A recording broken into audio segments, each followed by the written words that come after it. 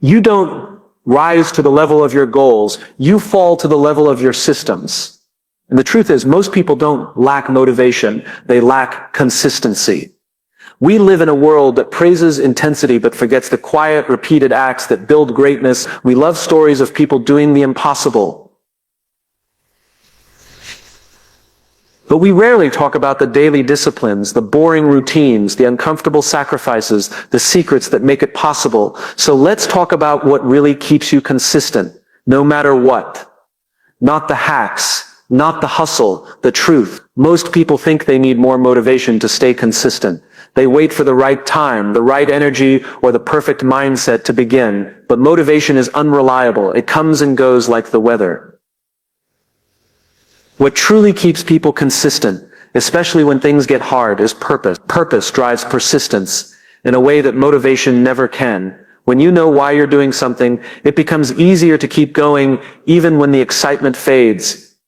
Purpose gives meaning to the repetition. It turns mundane actions into meaningful steps. Waking up early isn't just a chore when it's tied to becoming the person you've always wanted to be. Going to the gym, writing a page, making that uncomfortable call, it all becomes part of a bigger picture. Without that deeper connection, consistency feels like punishment. With it, it becomes progress. People who succeed over the long term are rarely the most talented. They are the ones who stay committed when others quit. And that commitment doesn't come from discipline alone. It comes from clarity. Clarity of purpose allows them to endure discomfort, navigate failure, and overcome boredom. They know what they're fighting for. They know what matters. That knowing becomes their anchor. Think of anyone who's achieved something meaningful in their life. Athletes, artists, entrepreneurs, educators, they all have one thing in common, a reason that fuels them. That reason isn't always glamorous. Sometimes it's personal. Sometimes it's about proving something, or changing a family legacy, or making life better for someone else. But whatever it is, it burns deep. It carries them through when motivation fails. When you forget your purpose, you become more reactive. You start chasing trends. You give up easily. You bounce from one thing to the next because there's no emotional weight holding you to your path. But when you're clear on your why, you become unshakable. You don't stop just because it's hard. You stop only when it's done. Purpose also makes the pain worth it. Every worthwhile journey comes with resistance, doubt, fear, rejection, fatigue. If your purpose is shallow, you'll quit the first time life pushes back. But when your purpose is meaningful, it transforms pain into growth. You begin to see setbacks as necessary. You stop avoiding effort and start embracing it. Because it's proof that you're doing something that matters. Purpose also sharpens focus. When you have a strong why, you stop chasing distractions. You stop comparing yourself to others. You stay in your lane because you know where you're going. It's easier to say no to what doesn't matter when you're committed to what does. And it's not about having a perfect purpose. It's about having a real one. Something that connects to your values, your beliefs, your vision for your life. You don't need to have all the answers. You just need to know that your actions are aligned with something that matters to you. At the end of the day, the people who stay consistent are the ones who are connected to something bigger than the task itself. They're not driven by quick wins or external praise. They're driven by the inner knowing that what they're doing has meaning. That's what fuels them to keep showing up on the hard days, the quiet days, the days no one is watching.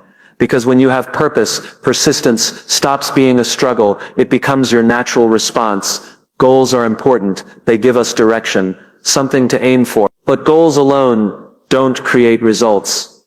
What actually leads to long-term success and consistency are systems. Systems are the daily actions, routines, and habits that move us forward. While goals are about outcomes, systems are about the process. And the truth is, it's the process we live in every day. That's where the real change happens. A goal might be to lose weight, write a book, or start a business. But those are just targets. They're abstract until something is done. The system is what brings them to life. It's the choice to eat healthy meals, to write 500 words a day, to make one business call every morning. Systems are where consistency is built, because systems make the behavior automatic. Most people fail not because they didn't set goals, but because they didn't build the systems to support those goals. They get inspired, they write down their vision, and for a while they take action.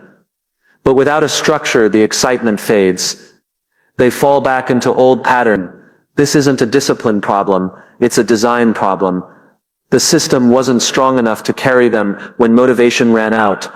Systems remove decision fatigue. When something is built into your daily routine, you don't have to think about whether or not to do it. It just becomes part of who you are. You don't need to wake up and debate going for a run. If your system says I run every morning at 7, then that's what happens. No negotiation. The action becomes automatic and consistency becomes effortless. The power of systems is also in their focus on action, not outcome. Goals are often binary. You succeed or you fail. That can create pressure, but systems are continuous. They allow you to measure progress in terms of effort, habit, and rhythm.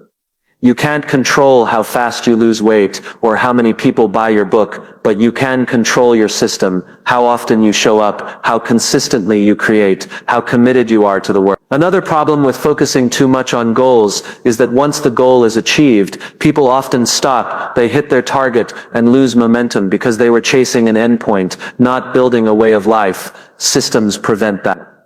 They create sustainable habits that outlast any single accomplishment. They make growth ongoing instead of temporary. Systems also help manage setbacks. When your identity is tied to a goal, failure can feel personal. But when you're committed to a system, failure becomes just another step in the process. You don't fall apart, you adjust. You don't give up, you adapt. The system keeps moving, and so do you. It's important to note that systems aren't meant to be rigid or robotic. They're meant to serve you. A good system is flexible, adaptable, and realistic. It fits into your life and supports your purpose. It helps you take consistent action even when things aren't perfect. Over time, that consistency compounds into results. If you want to change your life, don't just ask what your goals are. Ask what your systems are. What do you do every day? What habits are you reinforcing? What routines are shaping your future without you even realizing it? Because the quality of your system determines the quality of your outcomes. Goals set the vision, but systems build the reality. If you get your systems right, the results will take care of themselves. Perfection is a trap. It sounds noble, even admirable. This idea of aiming to be flawless, but in reality the pursuit of perfection often leads to procrastination, burnout, and ultimately giving up. That's because perfection is unattainable. No matter how hard you try, there will always be flaws, mistakes, and setbacks along the way. And when people expect perfection and fall short, they blame themselves, feel defeated, and stop trying. That's why the key to consistency, growth, and long-term success is progress, not perfection. Progress is about movement. It's about showing up, taking steps, and getting better over time. It's forward momentum, even if it's slow, even if it's clumsy, even if it's invisible to the outside world. Progress is the willingness to be bad at something long enough to get good at it. It's about embracing the process instead of obsessing over the result.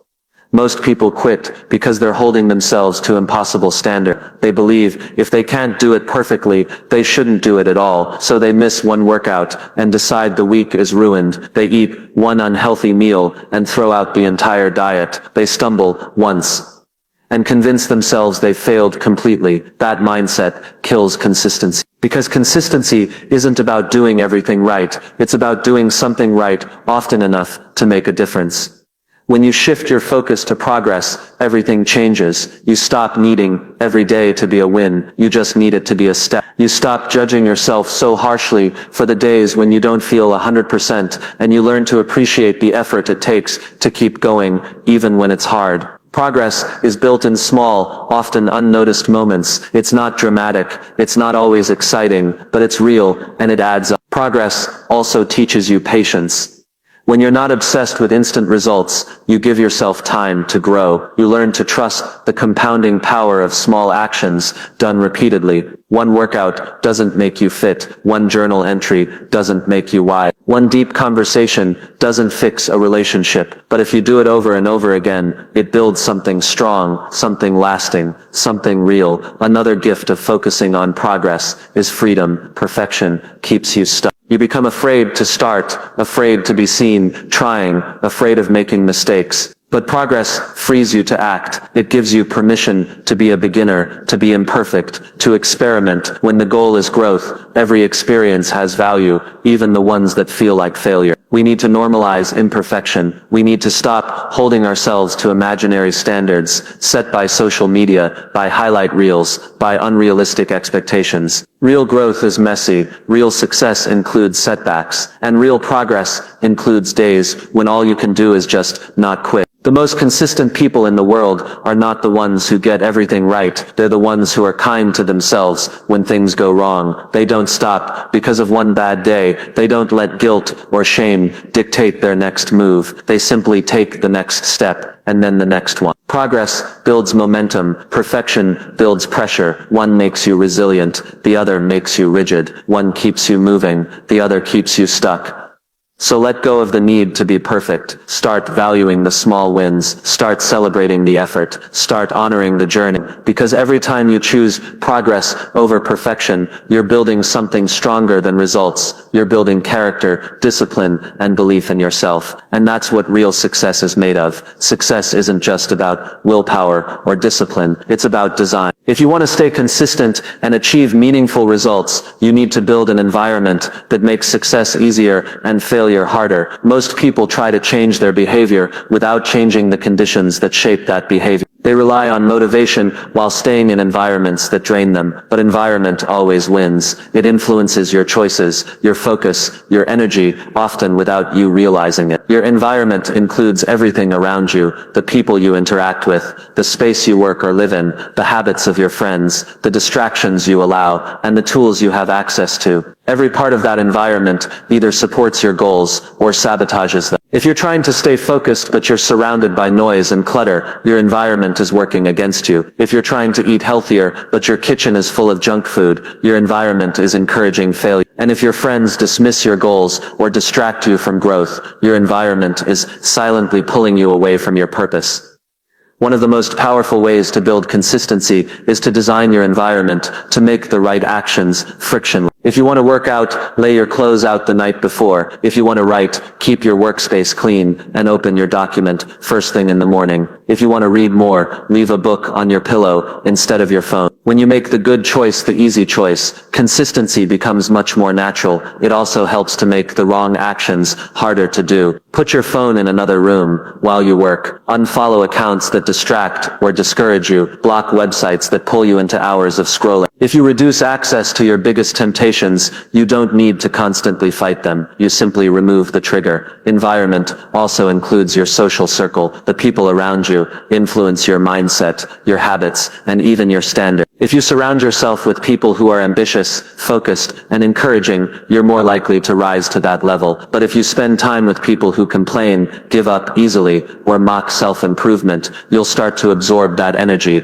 often without realizing it. Protect your energy by choosing who gets access to it. Another key part of environment is routine. Structure creates stability. When your days are chaotic or reactive, it's hard to stay consistent. But when you create structure, waking up at the same time, having a set routine, building habits into specific times and places, you reduce the number of decisions you need to make. That frees up energy and increases follow-through. You can also use visual cues in your environment to remind you of your goals. A vision board, a quote on the wall, a checklist by your desk. These small reminders help keep your purpose in front of you. When you're constantly reminded of what you're working toward, it becomes harder to drift off course. The truth is, your environment either supports your identity or it works against it. If you want to become a writer, create a space that invites writing. If you want to be healthier, design your kitchen and your schedule to reflect that. Don't expect to become someone new in an environment built for your old habits. Changing your environment isn't about controlling everything. It's about setting yourself up to succeed more often than not. It's about giving yourself every advantage you can, because when your environment supports your goals, consistency becomes easier, effort feels lighter, and success becomes a natural byproduct of your surroundings. You don't have to be perfect. You just have to build a world around you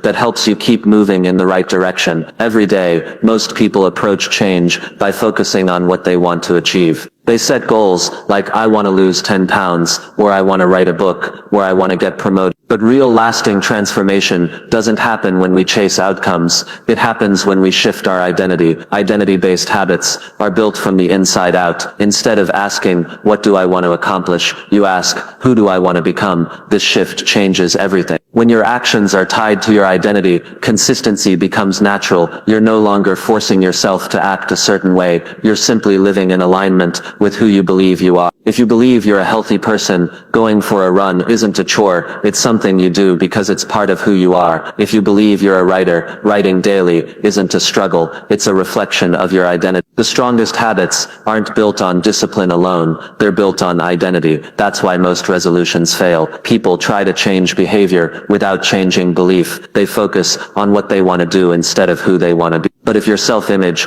contradicts your actions, you will always revert to your identity. You can force yourself to go to the gym for a while, but if deep down you still see yourself as someone who's lazy or inconsistent, the old behavior will return. Real consistency happens when the behavior feels like you. Every action you take is a vote for the kind of person you're becoming. One healthy meal is a vote for I am someone who takes care of my body. 1 hour of focused work is a vote for I am someone who values productivity. You don't need unanimous votes, you just need a majority. Every small action you take either reinforces your old identity or builds a new one. The beauty of identity-based habits is that they start small. You don't need to change everything overnight. You simply begin by acting like the person you want to become, in small, consistent ways. Want to become a reader? Read 1 page a day. Want to be a better listener? Put your phone away during conversations. Want to become disciplined? Show up on time. These small actions may seem insignificant, but they send a powerful message to your brain.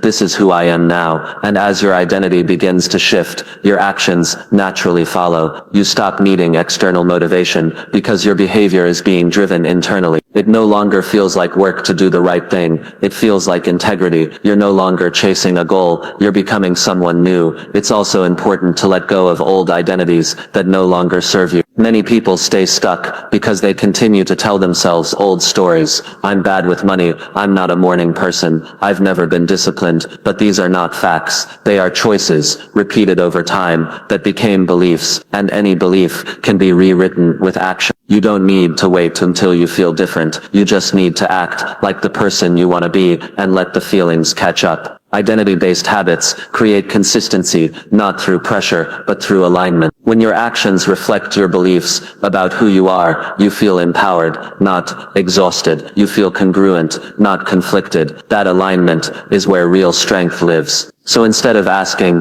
what do I want to achieve this year? Ask, who do I want to become this year? Then take small actions every day that align with that version of yourself. Because once you change your identity, the habits will follow, and the results will take care of themselves. Most people believe that the way to stay consistent is to be hard on themselves. They think if they mess up, the solution is more pressure, more guilt, more punishment. But that approach only leads to burnout, shame, and a cycle of stopping and starting again. The truth is, consistency doesn't come from being harsh, it comes from being kind. Self-compassion is the key to staying in the game, especially when things go wrong. No one is perfect. No one has flawless discipline, endless energy, or unshakable focus every single day. Life is messy. You will have bad days. You'll miss workouts. You'll lose your temper. You'll skip routine. That's not failure. That's being human. The people who stay consistent are not the ones who never fall. They're the ones who get up faster. And the reason they can get up fast is because they forgive themselves fast. Self-compassion means giving yourself the same understanding and encouragement that you'd offer to someone you care about. If your friend stumbled, you wouldn't call them a failure or tell them to give up. You'd remind them that one moment doesn't define them, that they're allowed to be imperfect, that they still have value. But when it comes to ourselves, we rarely offer that same grace. Many people confuse self-compassion with weakness. They think being kind to yourself means letting yourself off the hook, but it's the opposite. Self-compassion